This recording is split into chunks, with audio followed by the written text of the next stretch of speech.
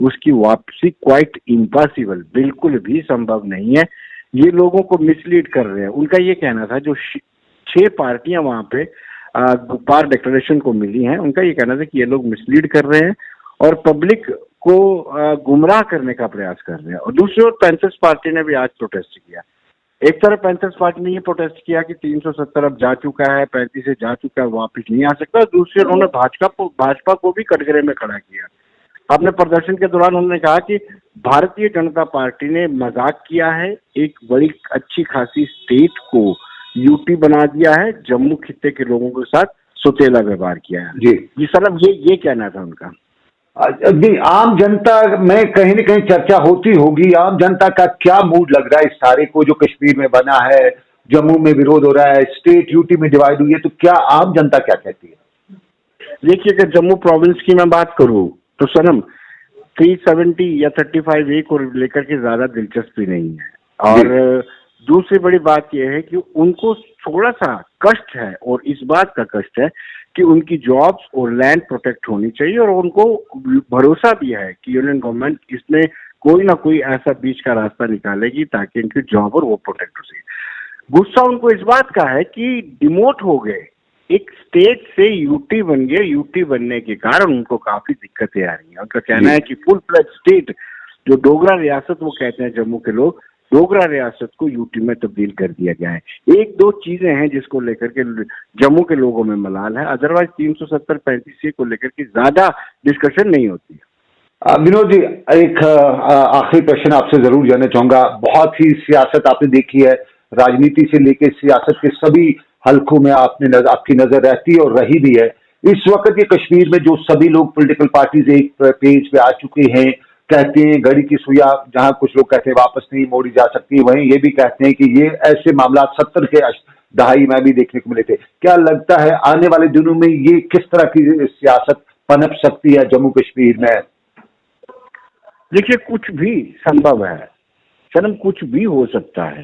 हालांकि ये कहा जाता है कि जम्मू कश्मीर की आवाम इन क्षेत्रीय पार्टियों के नेतृत्व से खुश नहीं है। अगर खुश होती तो शायद विरोध प्रदर्शन होते, जिस तरीके से इनको जेलों में नजरबंद किया गया या दूसरे PSA लगाए गए। और दूसरी ओर ये भी कहा जाता है कि सुरक्षा के इतने पुख्ता बंदोबस्त थे, हर एक घर के बाहर 3 सुरक्षा बल तैनात थे, जिसके चलते ये विरोध प्रदर्शन नहीं हो पाया। और दूसरी बड़ी बात यह है कि कहीं ना कहीं गुप्पार डिक्लेरेशन को लगभग 6 जमातें एक साथ हो जाएंगी, तो कहीं ना कहीं इसका इम्पैक्ट जरूर पड़ेगा। और मुझे लगता है, तभी मैं कह रहा हूं कि आने वाले दिनों में कुछ भी संभव है, कुछ भी हो सकता है।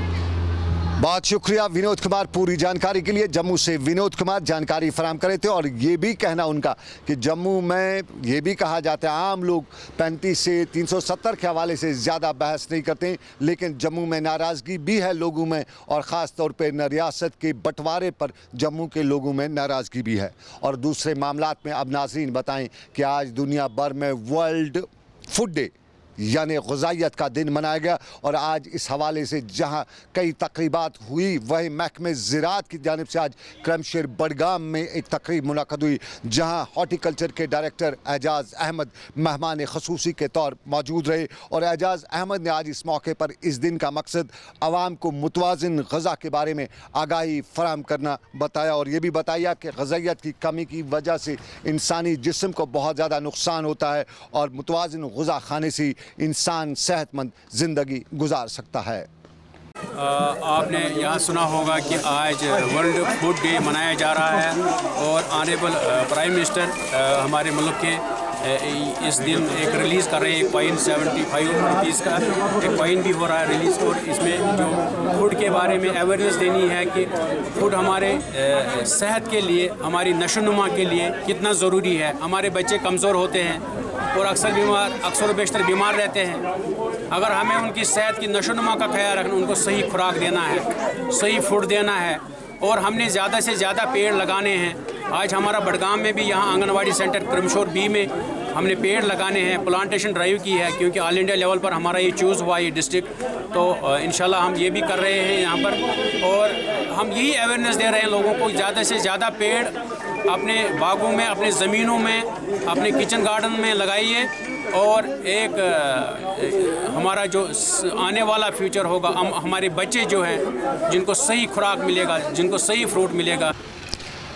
वर्ल्ड फूड डे, लेकिन आपको बताएं कि माहौलियात का भी दिन कभी हुआ करता है और जम्मू कश्मीर से लेकर मुल्क भर में माहौलियात के हवाले से अक्सर सवाल उठाए जाते हैं। और आपको ये भी बताते चलें, याद दिलाना चाहेंगे कि जम्मू कश्मीर में माहौलियात के हवाले से, मुतवाज़िन माहौलियात के हवाले से कई बार इक़दामात उठाने के अहकामात भी दिए गए हैं और ग्रीन कश्मीर के हवाले से भी सरकार का एक नारा लगा था। हर जगह पेड़ लगाने की बात की थी। मौजूद सुप्रीम कोर्ट ने भी अहकामात दिए थे, जम्मू कश्मीर के हाई कोर्ट ने भी इस हवाले से अहकामात दिए थे और सरकार ने भी एक बार मामला उठाया था ग्रीन श्रीनगर, ग्रीन कश्मीर और ग्रीन श्रीनगर के हवाले से यह भी बताया गया था कि सड़कों और शाहराहों के आसपास पेड़ लगाए जाएंगे ताकि माहौलियात को बचाया जा सके। वो पेड़ लगाने का सिलसिला कई सालों से हम देखते रहे। शजरकारी के आलमी दिन पर पेड़ लगाए गए, लेकिन आज भी लोग यही सवाल लोग पूछ रहे हैं कि आखिर वो सरकार के लगाए गए दरख्तों के आसपास क्या वो पेड़ लगाए गए थे? सड़कों के आसपास पेड़ लगाए गए थे, शाहराहों के आसपास पेड़ लगाए गए थे? अगर वो लगाए गए थे तो फिर वो पेड़ कहाँ हैं? क्योंकि श्रीनगर की किसी भी सड़क पे वो पेड़ नज़र नहीं आ रहा है, वो कोई भी दरख्त आजकल नज़र नहीं आ रहा है। क्या पता उन पेड़ों को ज़मीन खा गई या आसमान निगल गया, अभी तक पता नहीं चल रहा है। और अब की बार भी जहां हालात दुनिया भर में इस तरह के थे कि सरकारों के पास पैसा नहीं था, लेकिन जम्मू कश्मीर में इन पेड़ों को लगाने के लिए सरकार ने अब की बार भी पैसा रिलीज़ किया। अब की बार भी पैसा तो दिया गया, लेकिन पेड़ कहाँ लगाए गए, आज भी सवाल उठ रहे हैं। और इन्हीं सवालात के बीच में ये भी कहा जाता है कि क्या कहीं पे अकाउंटेबिलिटी है?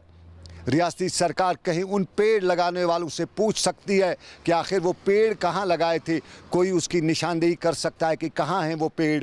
चाहे वो देवदार के हैं, चाहे कायल के हैं, सफ़ेदे के, लगाए तो कहाँ लगाए? किकर ही लगाया तो कहाँ लगाया? और ये पेड़ पूछे के सवाले से सवाल कई महकमों से उठते हैं। सबसे पहले सवाल महकमे जंगलात के इदारों से उठ रहे हैं और जंगलात और माहौलियात के हवाले से जब महकमों से सवाल उठ रहे हैं तो वहाँ पे खामोशी दिखाई जाती। और फॉरेस्ट प्रोटेक्शन के हवाले से भी लोग यही सवाल करें कि जहाँ जंगलात को काटने का सिलसिला बराबर जारी है, वहीं फॉरेस्ट प्रोटेक्शन के अफसरान कहाँ हैं? वो क्यों इस ग्राउंड पे नहीं है? बड़े बड़े इदारों में बड़े बड़े इदारों के अफसरान जो बने हुए हैं, लेकिन क्या वो इदारे ज़मीनी सतह पे काम करें? फॉरेस्ट प्रोटेक्शन डिपार्टमेंट कहीं बताए कि उसने क्या काम किया है, कितने जंगल बचाए, कितनी लकड़ी ज़ब्त की है। वो अलग बात है कि कहीं गरीब की 10 फुट 15 फुट की लकड़ी को ज़ब्त किया जाता है, लेकिन जो बड़ी बड़ी ट्रकों में लकड़ियाँ लाई जाती हैं, जंगलात को काटा जाता है, उस पर फॉरेस्ट डिपार्टमेंट और फॉरेस्ट प्रोटेक्शन फोर्स कहाँ है? और शजरकारी का department, social welfare, social conservation जो है वो डिपार्टमेंट कहाँ है? सोशल फॉरेस्ट्री कहाँ है? पेड़ सोशल फॉरेस्ट्री ने कहाँ लगाए? कितनी नर्सरियां बनाई? ये सवाल पूछे जाते हैं, लेकिन कश्मीर में सवालात के घेरे में सरकार के कई पड़ाव जो हैं वो देखने को मिल रहे हैं। बैक टू विलेज एक पड़ाव था और अब माई टाउन माई प्राइड भाई एक नया सरकार का पड़ाव है और इसी को बाज़ाब्ता तौर पे आवाम तक पहुंचने के लिए खुद रियासत के एलजी काम कर रहे हैं। और आज भी श्रीनगर में उन्होंने अफसरान के साथ एक वीडियो कॉन्फ्रेंस के ज़रिए माई टाउन माई प्राइड के हवाले से अहकामात भी दिए।